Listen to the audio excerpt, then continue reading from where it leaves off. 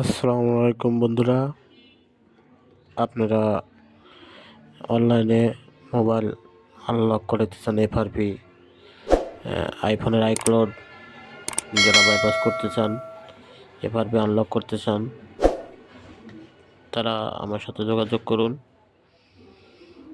ধন্যবাদ।